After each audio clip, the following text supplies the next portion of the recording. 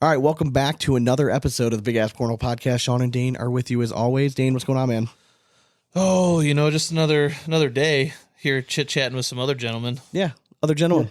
Tanner Halbert, Jacob Trzcienski. What's going on, boys? Same old. Yeah, what's up, man? How you doing? What's up? Nothing. What's going on? Nothing, man. So, obviously, you guys are like veterans of the show. You guys have been on here before. Ironically, it was with different partners. But first, I got to start with how did it feel just getting over the hump, man? Like, what was that feeling like? Just pulling off, winning the bracket, knowing that you guys are going to make a broadcast again. It had to be a good feeling, right? Definitely. Yeah. Go ahead. I was gonna say, I feel like the happiest thing I was like just outraged was about both of us were on at the same time. Like, I feel like that's just yet to happen. So I was very happy about that. Hell yeah.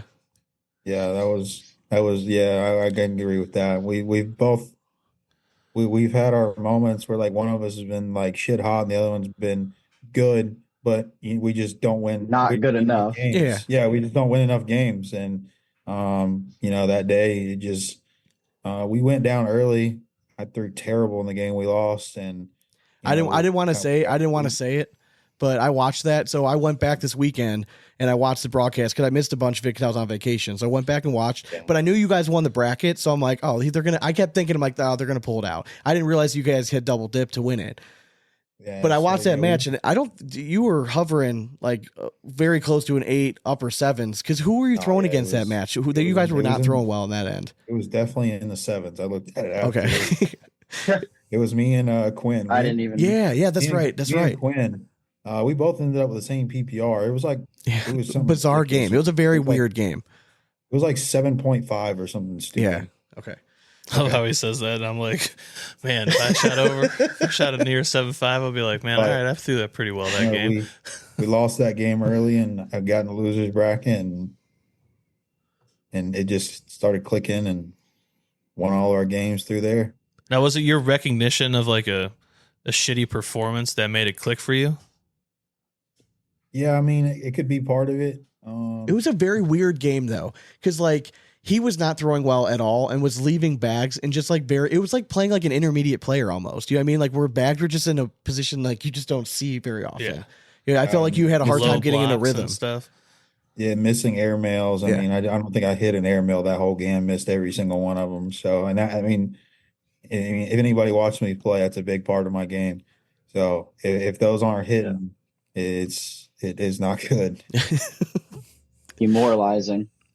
Yeah, because I rely on that a lot. So if I'm not making them, I'm like, Jesus Christ.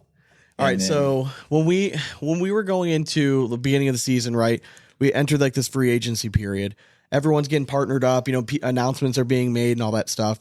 And you guys popped up. Do you feel like you guys were overlooked a little bit, like during like when all these like teams were being paired up? Overlooked in what way? Like, I feel like you guys weren't getting as much hype or maybe attention as some of the other like big, in quotes, like bigger name teams. I feel like everyone thought that.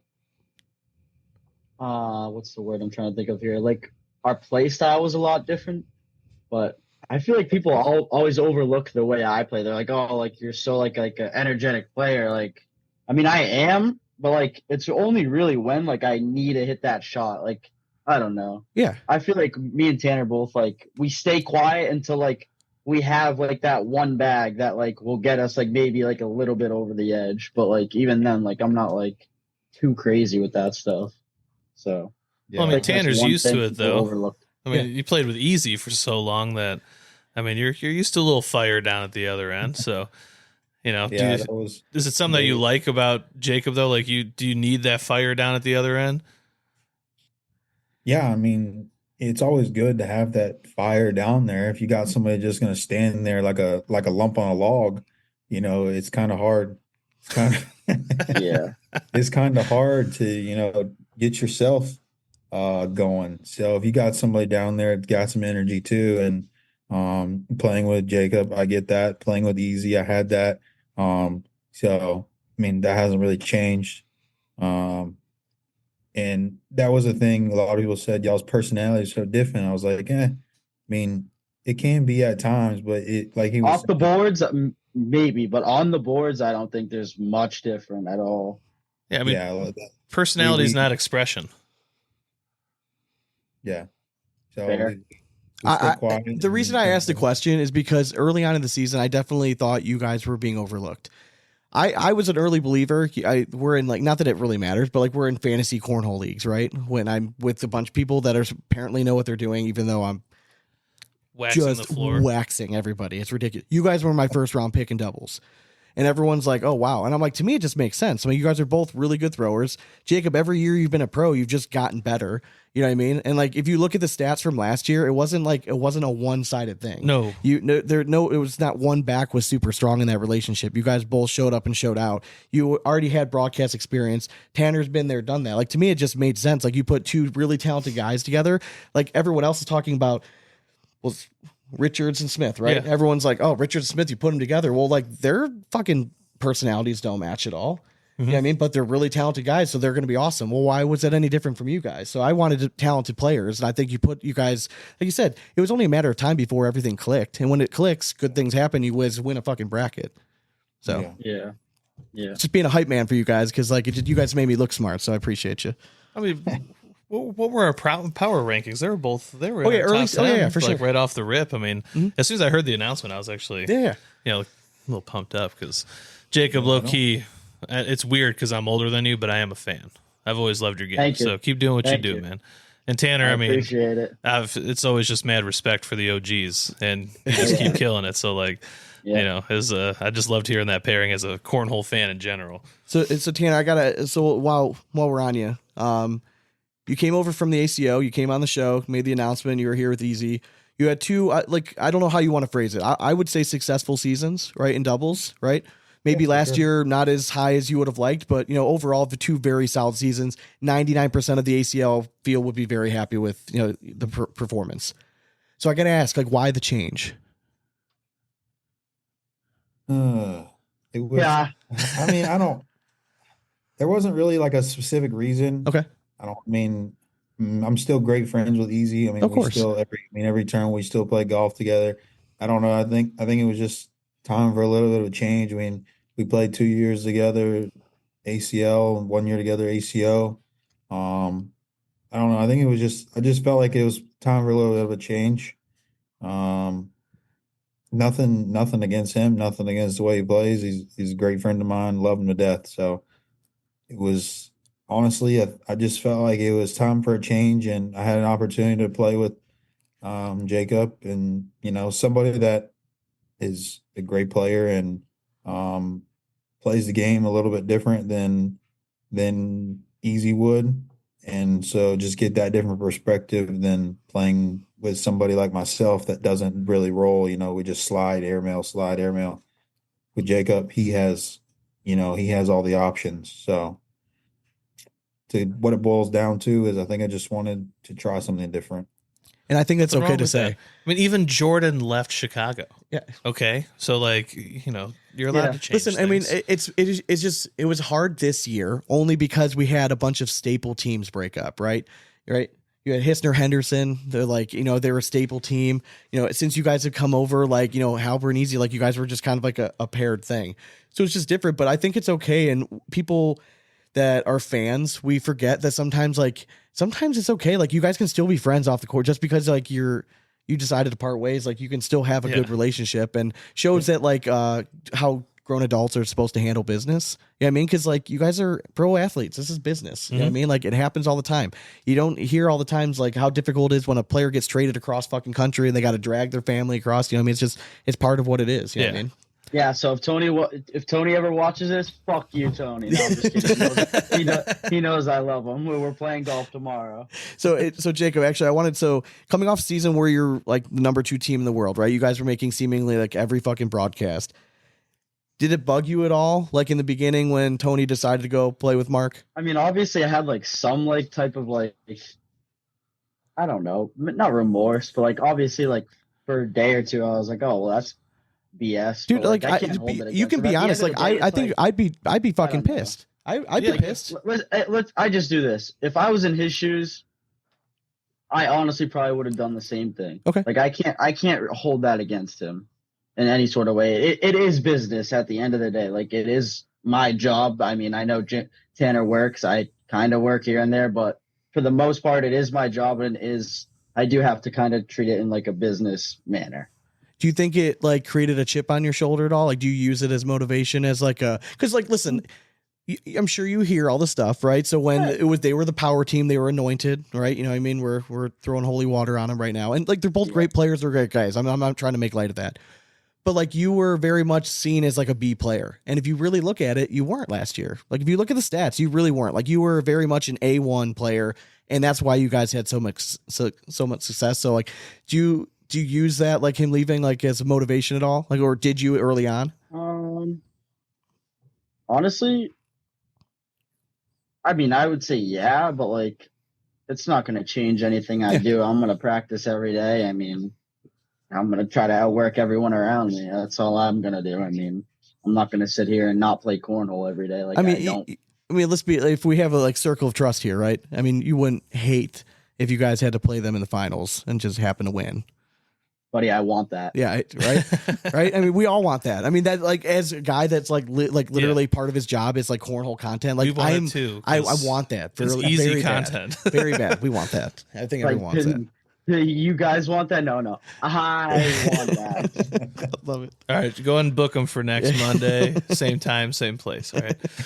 All right. So I'm interested. The ACL team stuff is wrapping up here. What are your guys' thoughts on teams? Are you guys have been into it now, 2 or 3 seasons? Are you guys buying into it? Do you like it? Do you feel like it's something that you can see the future of the game going towards? You want me to go first, Dan, or you want to go?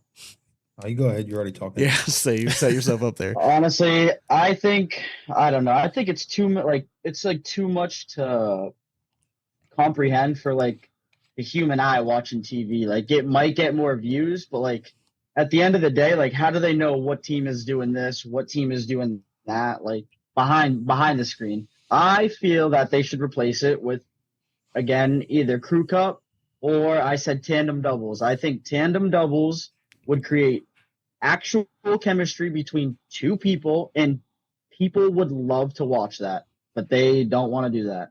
For God knows what reason, but I think tandem doubles would be the best thing for cornhole. You would have your blocker and you would have your air mailer. Yeah. Like, or vice versa. You would have your blocker and you'd have your roller.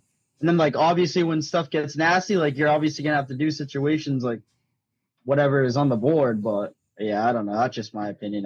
No, I kind of love it though. It's kind of sweet. Yeah, no, I do get it. Cause like, and you can put 2 contrasting styles. You can put 2 very similar players together. I mean, there's a bunch of different ways you can kind of work that. So it would definitely be interesting. Yeah, I mean, that's just my opinion, though. Obviously. No, I get it. You're entitled to it. I love hearing it, man. That's great. Yeah. Hell yeah. So, I mean, for me, I enjoy it. Okay. It's different. You know, you get to you play with some different people that you probably wouldn't normally play with, and you get to cheer for people that you probably wouldn't normally cheer for. You know, it's, as a captain, it's quite a bit of work. Yeah, I was gonna say, how much work is it? Like, do you get stressed out at all? Like the day of like trying to put lineups together and. Yeah, I mean, it's not really stressed out. It's just making, you got to go to the other captains. We set the lineup, try to get some matchups, whatever, snake them. The probably the hardest part for me is, just having at least one person, 2 people, 3 people, somebody sitting and, they feel, I'm sure they feel like crap if they're sitting, but at the end of the day, if they're on the team, or they're thankful that they don't have to throw. Yeah, I mean, like, they get the rest. But I do let everybody play. I'm not a captain that's just playing the same people over and over again. I do switch teams out and get everybody a chance to play at least. Usually, everybody gets to play at least once at every national. It's a good thing I'm not a captain. I gave Jimmy Humans that job because people would be sitting. I mean, all right. Now, did Las Vegas? Did you guys make the playoffs? Last year we did not. This year we are ranked first in our division right now, and I think we're pretty close first overall in the whole league. Okay. But we still got one more national. I got to play 4 matchups there, so that's another 28 games. So a lot could change with 28 games. Yeah, that's my only gripe with the whole teams thing. Every game counts towards the records now. It's not just like the series. So, we still got to perform with the last national to hold our spot down. I think the ACL is having a hard time keeping up with like the overall like coverage of teams, because you said like it is a lot. You know what I mean? Like for a marketing team that's like obviously limited right now, like until we like really start to expand. It's a lot to take in. It's hard to follow. Like again, like we have a weekly podcast about it. Like and I can't even follow along with it. Like it's very difficult. Yeah, and it's disappointing because we said 2 years ago at Worlds, watching that team's final was the most electric moment of the entire weekend. Oh, it was great. And like everyone's like, what are teams? Well, guess what? They just found out that the team's gonna win 40K. So everyone's like finally like into it. It became this big thing. But like, yeah, it was just like it was an electric moment, and like that one piece still sticks out in my mind that I'm like, this is what teams really could be. Yeah. But again, this year, man, I felt like the ball was just dropped a little bit. Like it's really hard to follow. It is a little bit. Yeah, I mean it's just gotta. I don't know. I don't know what they need for it, but they need coverage for it. 21. They need coverage for it. Like game to 21 and make the team smaller. Okay, so if we're going to talk about making teams smaller, all right, Jacob, we'll go with you since you threw this out, not me. Do you think right now, because obviously as cornhole like professionals, right, you guys would like to make a living only playing cornhole. With like if I had like, I don't know, like I honestly, I'm gonna keep it. I don't even know how many people is like on a team. I really don't. I think your standard roster is like 16. Jacob. That's crazy to me. Like at most, I feel like it should be like 8. You got 4 teams on your team, or what? Vice versa. Obviously, maybe something less than 16 people is crazy. That's just in my eyes. I don't know. All right. So, do you think right now? Do you think that there's too many pros in general? Do you think the pro field should be smaller than 256? I mean, if there's gonna be anyone to admit that, it's gonna be me. Yeah, I definitely think that's way too many. You're not alone. I mean, there's been here's my thing. I like the fact that when you go to a national event, there's 256 people and it's like a gauntlet, right? Like I like the fact that there is that. I do like that. But my thing is right now, I want you guys to be able to make a living for it. Because if I ever want to make a living doing this, you guys need to be able to make a living playing. Yeah. And I don't see that happening right now with the current market. If there's 256 individuals that the cornhole community and bag companies have to support. Yeah. No, I agree with that. That's the only angle. I want there to be 1,000 pros. Like I think it would be great if the league got that big and we could support it. But I think you got to start small and then work your way up and build it up that way. Mm-hmm. But yeah, smarter people than me are making those decisions. Okay, I mean obviously the number I'm about to say might be like too much, but even taking like 100 away, you say you got 150 pros. I still feel like these nationals are going to be almost the exact same. Game to 21. This is nationals, not shootouts. Game to 21 is definitely gonna be a gauntlet. Like, there's nothing changing about that. Okay, so I want to hear your number going into every national. Right, there's 256 players with the hope and dream and twinkle in their eye that they're going to win a national championship. How many of them have a realistic chance of winning? I'd say probably about singles or doubles. Singles. I'd say probably. I'd say a good 20. Wow. All right. Listen, that's great. Yeah. All right. That's the lowest I've heard. That's great. I was trying. We were saying 50 to be nice, but we're like realistically we did the 35. But then we brought it up. If you go down the pro rankings right now and you go down to you go down to 50, you're like, holy fuck, they're 50. Like it's just the name. It's just getting so dense. Like the talent pool is just getting really, really dense. It's crazy. But it's a good thing though because we're almost looking at like. I would say probably upwards of 40 household names now in pro cornhole when 2 years ago you were maybe looking at like 5. Yeah, in the cornhole community. I think like 44th. So yeah, that's what I'm saying. Yeah, honestly, I think I'm like probably like I did my research. I'm up there too. Yeah, but also, I mean, this is just my opinion. I think it's also terrible what they did this year with the standings wise with the pro shootouts. Man, you have my script. That's his next question. Some people that I've lost to this year in pro shootouts game 221, I play them 10 times. I'm beating them 7 out of 10, if not 8 out of 10 times. Okay, so you're not a fan of what fun does that make for myself? I agree. I honest to God, the next, maybe not this year, but next year, if pro shooters are the same way, I will throw my own money on games just to make more people more nervous, because people play completely different in shootouts rather than games of 21. Yeah. And I'm talking, those are the C+ pros that give me a game because there's 10 rounds. Like that just shouldn't like happen. I brought this up. It's like me losing to my dad in my own eyes. That just could not happen. I brought this up 2 or 3 weeks ago, and it's been a big talking point, and I'm sure people are loving hearing me say this again. But the reason the round limited was expressed to be started in the first place was to give everyone a chance. Right. Oh, okay. Right. It was to give like the average play, because listen, like you said, any player can get hot for 10 rounds. And if you start off like shit, 1 round, you're fucked. Right. In round limited, well, it happens all the time. So why are you then rolling that into pro standing points where it's going to determine who's going to be a pro player the next year? Like, to me, it did not make sense. It's part of the game now, though. But it's 2 separate games. In my opinion, the round limited and 221 are 2 completely different games. Yeah, completely. Yeah. Yeah. I agree. I think with the game, with where the game is going, statistically, PPR nowadays means a lot more than what it did. I could be wrong, but I don't know.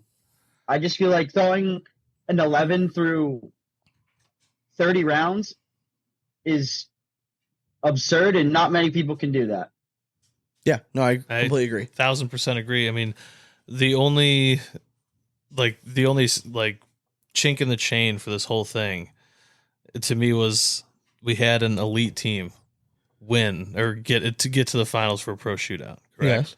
Like, to me, that was the one look that we were like, they won the whole thing.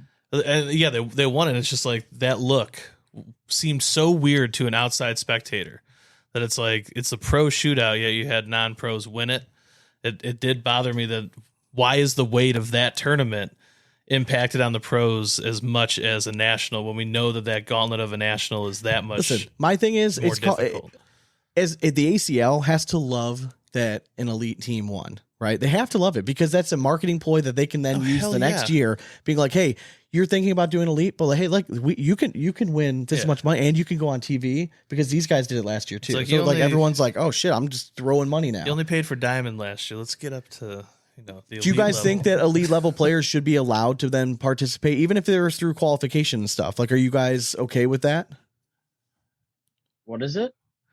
Like how, like an elite level player, like how they won the pro shootout last time, like Tony Forbes and stuff. Like, they're technically not pros; they're at that elite level, but they can still qualify for pro events. Are you okay with that? Game to 21. I don't care what it is. Fair enough. So, all right, let's say hypothetically next season, field's cut in half. Okay. But they're going to introduce 128 slots for elite people to qualify for. Every tournament? Every tournament. Ooh. That'd be... I wouldn't care. I mean, maybe if it's a shootout, then I'm caring. I'm not going to lie, I just like the sound of what I just said there. Very appealing. I think that could actually be pretty sweet. I mean, like, I feel like a shootout is already 10 times more of a gauntlet than a national is. So I feel like so many like A+ pros are bound to losing in 10 rounds. I mean, I am say the one thing I'm happy about is the double elimination. Happy about that.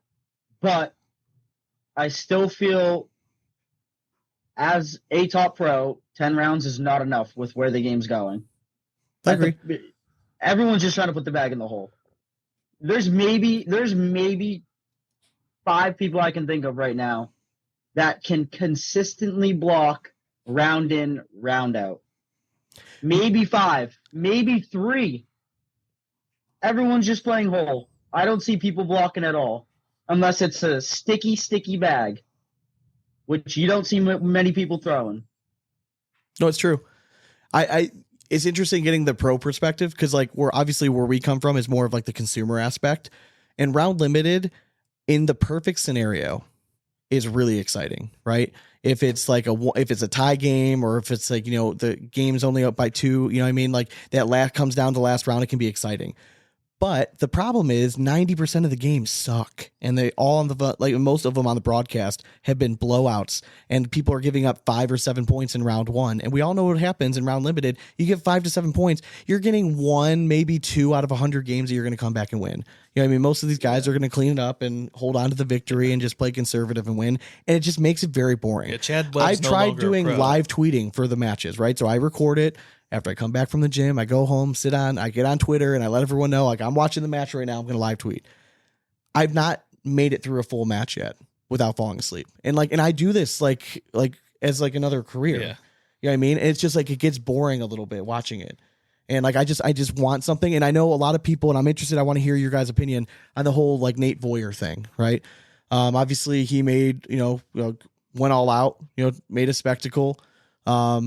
To me, I took away as a consumer, it was memorable. Regardless of what you guys thought of it from like the pro side of it, as somebody that was watching it, it kept me awake. It engaged me a little bit. So like from that aspect, I think it was a success, but I'm interested to hear what you guys thought about it.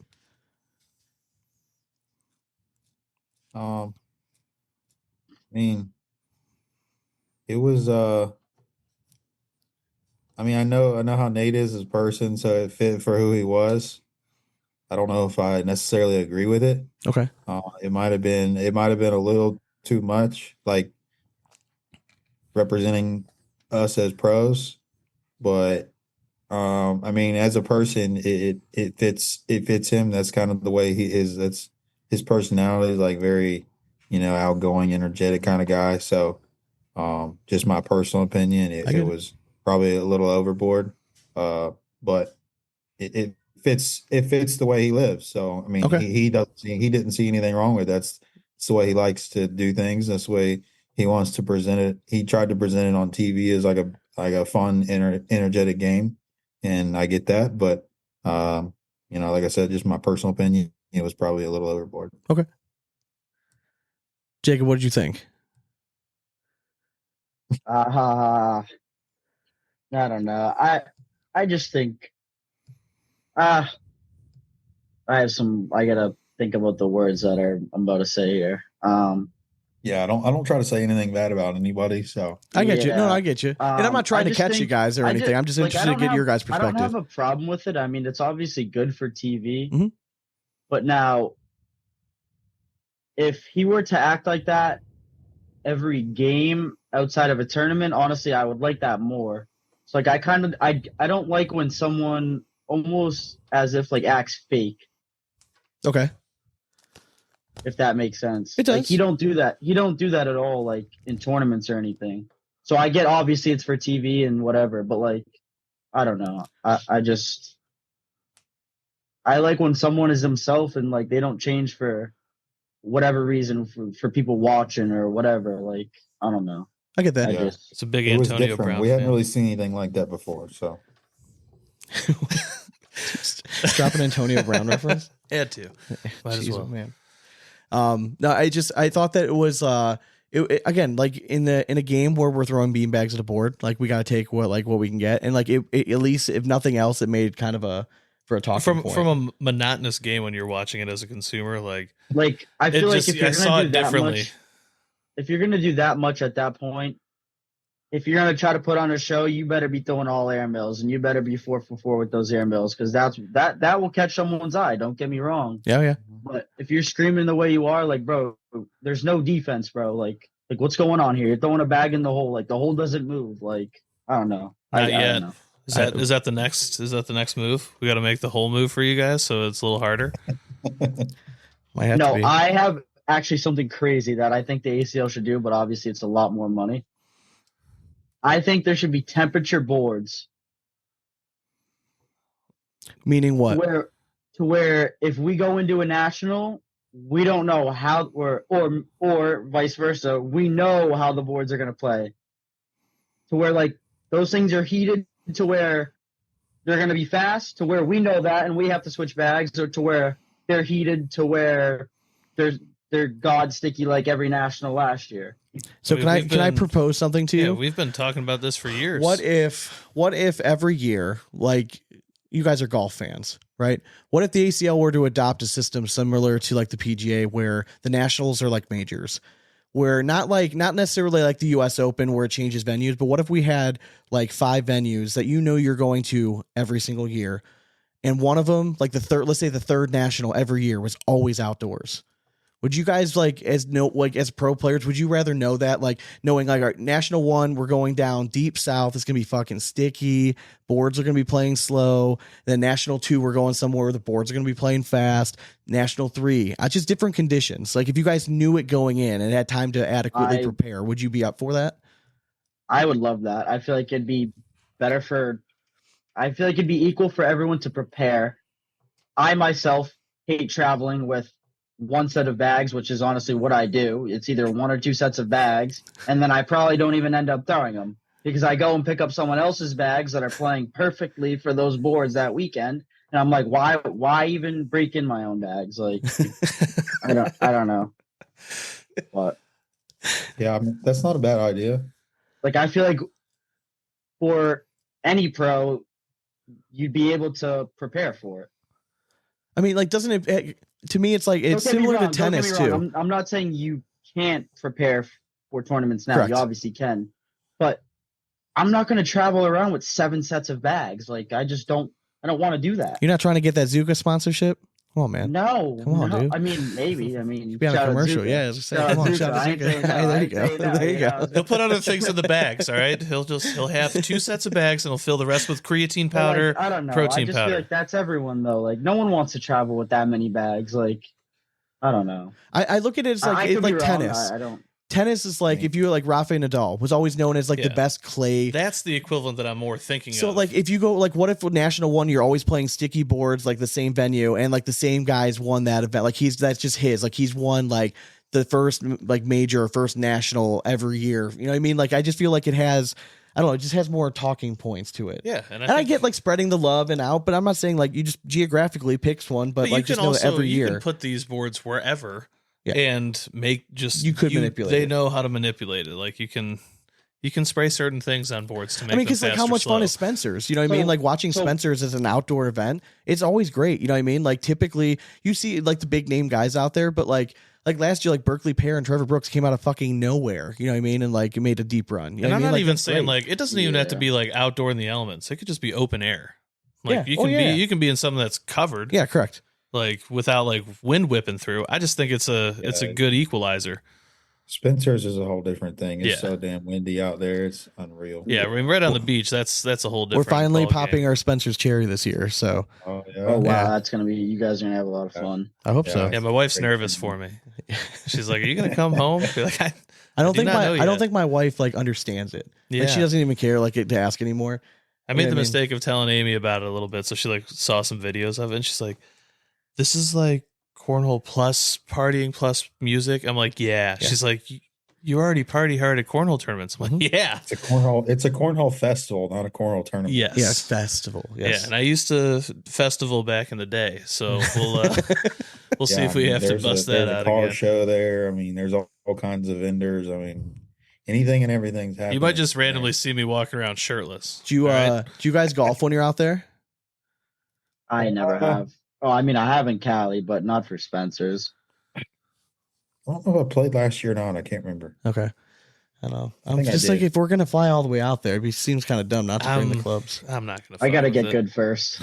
I was trying to plan a Pebble Beach trip around that, but I looked into it and it was a little bit more than I wanted to pay. Right. Well, not if you guys don't you win a national. There you go. You got your Pebble Beach trip. There you go. How quick does that hit the wallet? I need those funds. Stacey. You have to stay there like a minimum of 2 or 3 nights, and then at their resort. I mean, they have different resorts, so the room rates are all you have to get. You know, I think you can get it. I called and got a quote for 4 golfers to have their own room and play. I think it was 2 or 3 rounds. We were going to play Pebble and Spyglass. Spyglass. There might have been. It might have only been 2 rounds. I don't know. Okay, but it was quite a bit higher than I was. It was like 45, $5,000 each. Yeah. Oh yeah, each. Oh yeah. Oh yeah. It's not total. I'm Total, going I'd to be like, Aruba sign at me that up point. tomorrow. I'm Like, pretty let's sure fucking go. around at Pebble Beach, if you just drive up, I think it's $5.95. You can't just drive up. That's the thing. You have to stay there for a minimum of 3 nights. Good Minimum Lord. of 2 or 3 nights. And at the time, That doesn't include beer. You know what I mean? That's going to be like $13 a pop. You know what I mean? Like, yeah, it's that. Like I said, I mean, and when I was calling, the cheapest rate they could get me that was available, and this was like 2 months ago. I was calling, so I mean, we're 7 months out, and she said the only rooms I have available are like $980 a night. Shit. And you got resort fees on top of that. And that's a cot in the kitchen. So it's unreal. You only get to look at the food. That have been there and played there, and they said it's amazing. If you can ever go there, you do it. But it was not in the budget for this year. All right, Sean, life goals. Shit. There we go. Yeah. It is on my bucket list, though. Oh, for sure. All right. So what's the nicest golf course you've ever been to, or like your favorite course you've ever been to? And I've played some nice ones. We got several down here. This course we just played when we were in Minnesota, I have to put it's one of the nicest ones we've played. I probably have to put that probably in like my top 5. It was called Stone Ridge. Okay. Super nice. The course was in great shape. Greens were stupid fast. And then, the greens there was so many different like undulations on them. Like is there a lot of elevation there? Course wise, there was some elevation. Okay. Not like it wasn't like crazy. Okay. Just like the different elevations on the green is what was crazy. Oh, okay. Like, I mean, like if you were short or long or left or right of the green, I mean, it's not staying on. It's going. Because that's the only thing that we don't have in Ohio. Is like everything in Ohio is so fucking flat. Yeah. You know what I mean? So it's like but everything typically that's is what we got here is fucking flat. tree lined though. The hardest thing that they'll do is like a shelf green, like where you're hitting up into like a shelf, but like if like once you start learning the distances, you're all right. Last season we played one in Pennsylvania called Whispering Woods. That was a super nice. It was right there in Erie. Yeah. I was gonna say okay. Super nice. Yeah. And then Vegas, obviously, there's some amazing courses out in Vegas. Got lucky enough a couple of years ago to get. We had a friend that was a superintendent on one of the private courses. Oh, nice. So he got on. He couldn't get us on his course, but he got us on a different private course. So that one was called Dragon's Ridge. Nice. Played TBC Las Vegas when we were out there, last month. Okay. I mean, I've played some nice ones in my time traveling. The amount of golf courses out there is unreal. You just have to do a little bit of research and find the nice ones. And the style of golf is so different. Like we just got, we went out to Arizona last month. Dude, it's just so cool to golf out there. Cause like coming from Ohio, where if you're 20 yards left or right of the fairway, your ball's gone. Like it's in the woods. Like there's no like open fucking, you know what I mean? Like it's just gone. Yeah, they have wider fairways. Like the fairways are like double the width of what we have here. Yeah. But you don't hit it in the fairway, you're in the freaking desert. Yeah. But at least you can find it. Rocks. You can at least find it though. You know what I mean? Like that was a big bonus. Yeah, it's just sitting right next to that copperhead and the scorpion there. You just sit in between them. You're fine.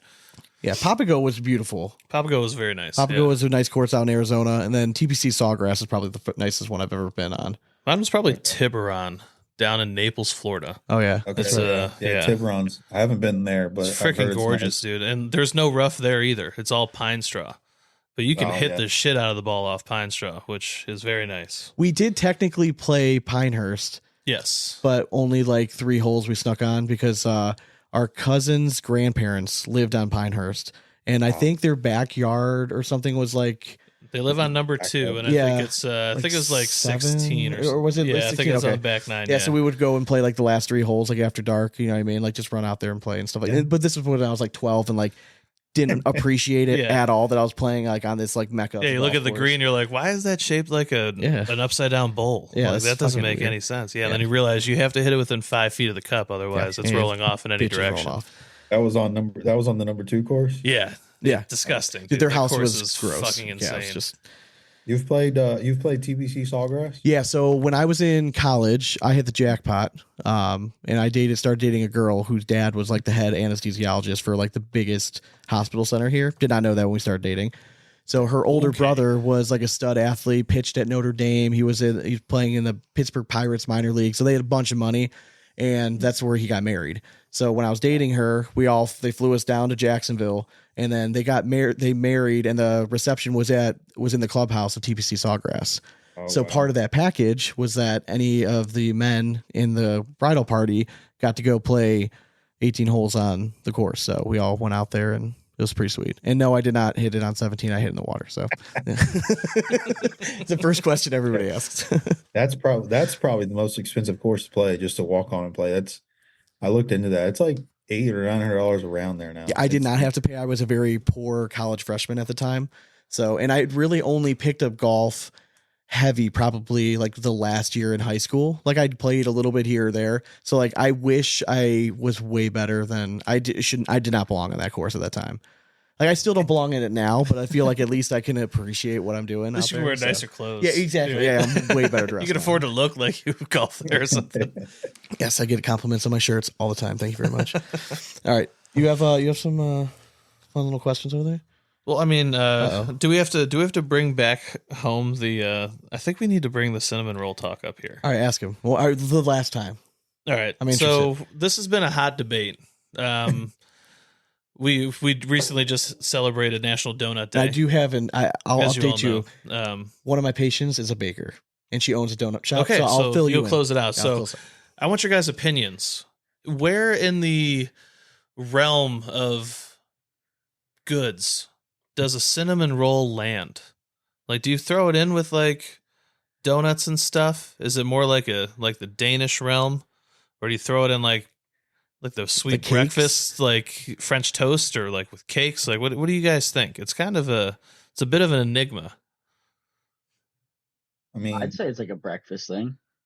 Well, it's definitely a breakfast thing, but like, to what point? Like, we're trying to get down to brass tacks on it. You strike me as a guy that could eat. Would you ever just go to a restaurant and order just a cinnamon roll? Fuck yeah. But that would be that's all you would eat, was just a cinnamon roll? No, definitely not. Yeah, exactly. Maybe in the morning. Yeah, it's like I don't order. I don't appetizer. Yeah, it's first. Exactly. I need some toast. And yeah, exactly. I need everything. Okay, fair enough. I mean, if you're gonna just make like a quick stop at a donut shop. Okay, now that could be the only thing you're getting, and typically you're only gonna see like a real cinnamon roll in donut shops. I mean, some people have other cinnamon rolls, but they're not going to be freshly, baked every day. So this all came about. I took my son to our donut shop right up the street, and he wants to pick out his own stuff. So I'm standing there, and they brought out cinnamon rolls and placed them right next to the donuts. And I'm like, that doesn't seem right. Like, it doesn't seem like they belong next to like donuts and stuff. Yeah. So it really just got me thinking, like, where do they belong? So I have a patient right now who owns a very popular donut shop in Brunswick. Okay. So I asked her this same question. I'm like, I just shout out the donut shop on the pod? I can't remember it. Rude. Well, where does the apple fritter belong then? Okay, so excellent question. We go. So apple fritter, because it's fried, kind of belongs in the donut world, right? But a cinnamon roll is not typically fried; it's baked. So she's like, you consider that more of a pastry. She's like, but there are several levels of pastries. She's like, so you like have like a Danish and cinnamon roll. So she does agree. Cinnamon roll probably belongs closest to like a Danish kind of thing. But see, then the Danish is more of like it's a completely different flour. It's like a pastry flour, whereas a cinnamon roll is more of a dough. Yeah, I mean, the only thing that throws me through a loop though is that how often are you crushing a cinnamon roll with just your hands? Most of the time, you're fork and knife in that bitch because it's a little messy. You're never eating a Danish with a fork and knife. We're Depends not civilized. on how much icing is on that, John. That's true. We all know that we're going for as much icing as humanly possible. All right. We're always waiting. Right? To get exactly. That one. Yeah. I'll be like, I want the one in the middle right there. Yeah. All right. So Jacob, if you have like a pan of brownies, right? Are you like a middle guy? Like you want a middle piece, or you want an edge or something? I need the corner piece. Oh, you want the corner? Yeah. You're a double edge guy. That tells me a lot. Tanner, what about you?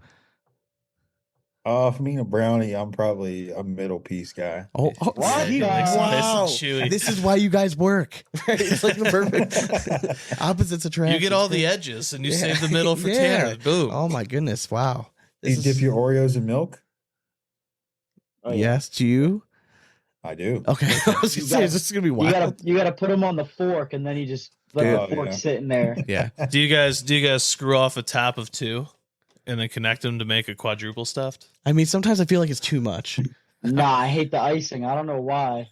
So you just go like traditional Oreo? I feel like it's like mad sweet. Like I want to yak if I did that. How old are you? Like you're like, do you want like Lorna Dunes and like something like a little more bland or something? Yeah, I love a good shortbread cookie. Fritter, give me an apple fritter. Back to apple fritter. Jesus Christ. There's somebody in my house that doesn't put her Oreos in milk, if you're wondering. Oh, Ooh, what is shots she? fired. Okay. Does she just not like milk in general? Yeah. Kinda. Okay. So did she dip it in something else? Nope, she just eats them dry. Okay. All right. As long okay. as she's not like, oh yeah, dip him in OJ. I have a crisis That's of conscience like- because as I'm getting older, milk does not agree with me. So I'm like, if I'm gonna have Oreos, I'm gonna pay. I know I'm gonna pay the price in the morning, but like it always wins, like every time. Let's be serious. I mean, like I'm not. They do kind of go hand in hand, kind of thing. It's really just the milk is like nudging you. They're just like, oh, you want me to snag off the pile? Dane's just going off our fun pile of questions. All right, this is actually a good one. Oh, I like it. If you'd go, no, we asked this one. Never mind. Think of a question real quick. I can't. Just pull one. All right. Right off the top. All right. If you had to make sandwiches with the same 2 meats and 1 cheese for the rest of your life, what are you making? For me, it's gonna be sliced buffalo chicken and pepperoni with some provolone. Ooh, that is a sexy sandwich. I'm so hungry right now. Yeah. All right, so let's complete that. All right, so you have your meat and cheese. What's the bread? What other accompaniments are you going with? I don't need any condiments. The bread is a like a potato roll. Good choice. Look at you. Beautiful. Well done. So like you're good with it dry. You're not lathering it nothing? Like no. No, I don't need. He's gonna have his glass of milk and Oreos right Or there. like some people like mustard or barbecue sauce, like whatever. You know what I mean? Like I get it. Yeah. Okay. The meat's moist, so it's. Ooh, he likes his meat moist. It does. All right, we're definitely clipping that. Right. And somewhere Kat is shaking her head right now, like just like. All right, on that, Jacob, what's your favorite meat and cheese combo? You get 2 meats, 1 cheese. Probably just some chicken and some. I don't even know. I like all cheese, so I ain't really biased there. Honestly, I'm not a picky eater. Probably chicken and God knows whatever cheese is on there, I'll eat it. So you whatever one's you can like not be a picky eater, but you're also not a selective eater at all. Like you don't have favorites. You're just like just throw some food in front of me and I'm gonna crush it. Cheese, not unless it's like some spicy cheese, and I'll get that thing off. I can't do spicy, dude. But I mean, like, I don't know. Other than that, I'll be all right. So do you like funk in your cheese? Like you like blue cheese? Yeah, that's straight. All right. He likes the funk. I dig it. Hey, listen, I get it. Sean, what about you, man? There's so many different. Are we Basically talking built like on meat and cheese? So are we talking like lunch meat kind of stuff? It's take it as you will, man. Because like I'm pretty like plain when it comes to like to lunch meat. Like don't get me wrong. Like sometimes you just crave like if expect like hot day. Yeah. First thing I wanted when I got home from a trip, I just wanted like lunch meat. So like I'd probably go pretty like bologna and ham with pepper jack. Okay. Yeah, If I'm just being safe. I assumed you were going bologna for sure Yeah. because it's a flat hot dog. I'm just saying if for the rest of my life I know it's kind of safe, you know what I mean? Like I believe I would crush some buffalo chicken too. But do I want that as my always option? I don't know. I mean, I already eat that daily pretty much. Oh, I mean, yeah, I get it. Like that's what I'm saying. Like I could probably just go with the safer option. Yeah, there. I mean, spice it up a little bit with the it. pepper jack cheese. I'm all about the spice. I mean, don't give that to Jacob though. I know. I Get don't that wanna, spicy cheese out of his Could sandwich. even Sean, go all right? close. I would keep it simple and just kind of go with the. I love turkey pastrami. Okay. And then I would just do like corned beef and Swiss. Like I know okay. they're very similar, but like well, okay. So you just Swiss is your cheese then? Swiss is the cheese for sure. Yeah. Okay, really for sure. Oh yeah, I love Swiss cheese. Swiss is pretty low on my. Dude, there's holes for my pleasure. All right, there's a reason why they're in there. It makes it taste that much better. All right. I have not heard that one. That's pretty good. You're welcome. Wow, pretty good. All right, so we're all sports fans here. Yes. So we want to know if you could win a championship. Oh yes. In any sport, which one would it be? No, and not cornhole. You got to keep cornhole out of it. Yeah, let's go tier talk. Yeah, I don't want one. I take cornhole out of it. All right, we're talking all other sports here. So we'll go like I'm changing mine up, honorable mention with like a 3-2-1.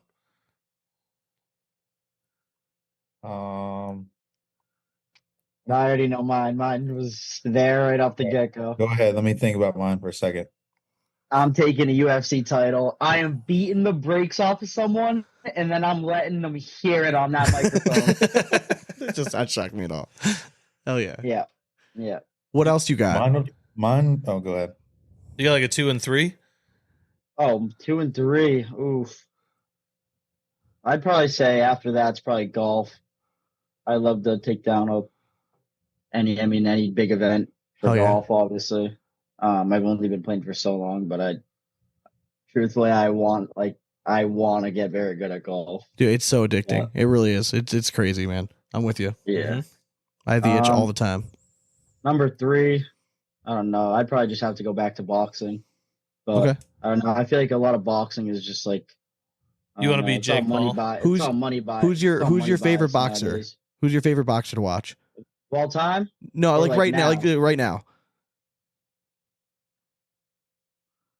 You a Canelo fan? Yeah.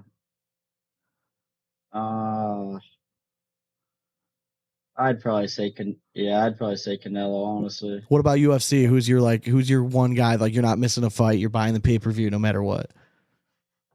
Probably either Sean Strickland or goodness, what's his name? How did I know you were gonna say Sean Strickland? Like that just personality, I feel like just matches so well. Oh, I love that guy. Who's the little funky dude that he like dyes his hair and everything? Oh, Sean O'Malley? Yeah. Jeez, I can't believe I couldn't think of that. It's terrible. Yeah, probably him. Okay, fair enough. I like it. Well done. Off the top of your head, I like it. Tanner, all right, what about yours? Oh, for me, I guess number 1, since I'm a big golfer, it'd probably be like the Masters. Oh, yeah, right. Mm-hmm. Yeah. I mean, the most iconic golf tournament in the world. Probably one of the most iconic tournaments in the world. Would you wear the green jacket everywhere? Like just to let everyone know? I mean, probably. Although you don't get to take it out, I don't think. You only get to take it away from the clubhouse for the first year, and then after that you have to leave it there. That's so gay. One. That's gay. The authentic one. Well, I'd take it to like an expensive tailor, be like, recreate this 1,000%. Now we're turning that legit one they give you. I think you can only take it away for the first year. Like, because obviously you're going to do TV interviews and all kinds of stuff. But like, why are we still listening to people who like just allowed like black people into their club and women? Yeah. You know what I mean? Like, why do they still get to dictate like these rules? Like, why are we still like, you know what I mean? Like, it's just dumb. Like, why? Like, sometimes behind the times. Yeah, you know what I mean? Right. Like, it's just just let them take their fucking jacket. Low key, I would totally like just go make a copy and hand them the copy. Be like, I'm gonna keep the original. Thank you. Like, you can just put that up. Okay. Yeah, I mean, it's I don't know. I mean, that's the way they do it, and they keep going back. So. Crazy.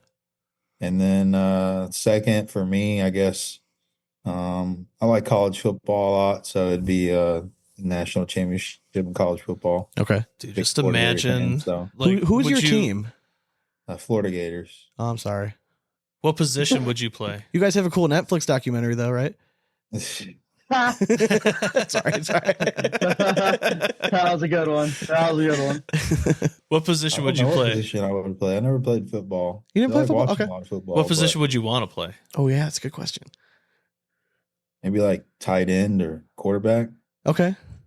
Yeah. Not close enough for defense. So what sports did you grow up playing? Were you a baseball, golf guy or? I mean, real young, I kind of played I played a little bit of baseball real young. Okay.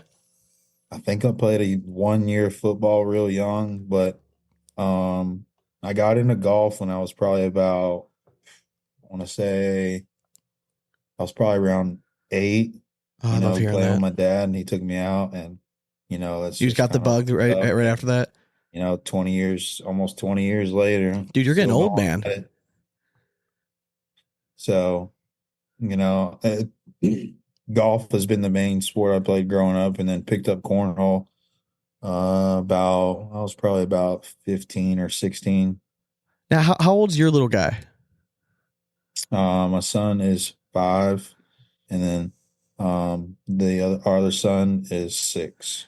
Either one of them have clubs yet? They have some, but okay. they don't we've taken them out a couple times with us, but they don't have the patience for it right now. I'm secretly trying to convince my daughter to love golf, and I bought her golf clubs for her 6th birthday last year. So I've taken her to Top Golf a bunch, and I even took her out to the course this year for the first time. And I just wanted her to ride in the cart. You know what I mean? Just to to have fun with it. So I mean, they enjoy going that. When as soon as we stop, they jump out of the cart. They run to the sand trap. Or run and do something. I'm like, all right, come on, I already hit it. Let's go. Yeah, correct. Mine is like after 7 holes, she's like, I'm bored. Like, can we go? I'm like, can you color a picture or something? Yeah, like, we have 3 holes left. We got 12 left. They bring their tablet or a toy or something to keep them entertained if they get bored. Correct. But bribery with like sweets. I'm not going to force anything on them. If they want to do it, they want to do it. My son is, he got into dirt bikes. Oh, okay. He's racing dirt bikes. That's kind of cool. Yeah, it's good. He's is that nerve-wracking at all to watch? I mean, they got a helmet on. He's right now. He's not going fast enough for I think anything crazy to really happen.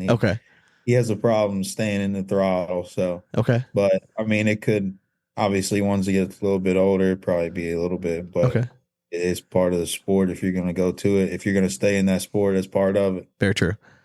That's very true. We go to the track very often, a couple of times, or not more than a couple of times a month, a couple of races a month at least, and just practice every week. So we've been out there a few times. There've been some kids take some hard falls. I mean, I was since my son's in the Pee Wee division, the parent can go out on the track, and that was probably about a month ago. I mean, there was one kid, he got ran over by the bike, and he got right back up, got on the bike, kept going. This kid's 5 years old, and he got ran over, and he's back on it going. Well, their bones are basically jelly at that point, anyway. So they got a little more time till they don't have that when you turn 30. Like you guys don't get that yet, but you just wake up and you're sore for no reason. You're like, why? What the fuck is going on with that? Yeah, it's a real thing. Is it like an expensive sport to get into?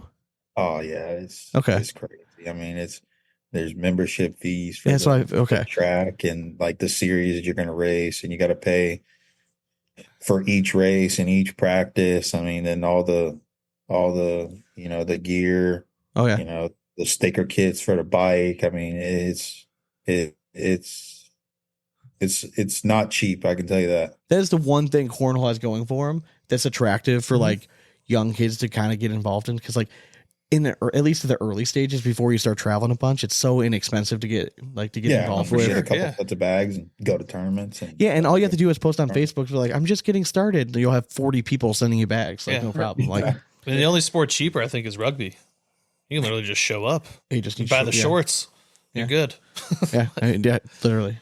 Yeah, they'll give you a jersey and throw in some shorts and all that stuff. Well, hey, we'll let the folks go at home. We'll have you guys hang on for just a minute, but I really appreciate you guys hopping on, man. Hope you guys. Thank you guys. I would love to see you guys in the finals, man. I would love to see you guys take it down again, selfishly because you're on my fantasy team, but I also think you guys are great players, and thank you for making us look smart. It helps a lot. We're gonna give it our all. I know that. Yeah. Hell yeah. Amen.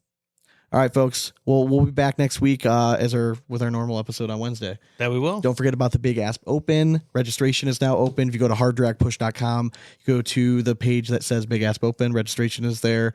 An email will follow with details about payment and all the details for the event. But it's September 21st, so sign up now. And if you're listening to this, it's probably dropping on Friday, which means the polos are also live. So go to Jam Apparel, or we're dropping it all over social media. So grab your polos while you can. And thanks for listening. So let's go. As always, we hope you throw it straight. That's nothing but 4 baggers from here on out. Cornhole it. Later.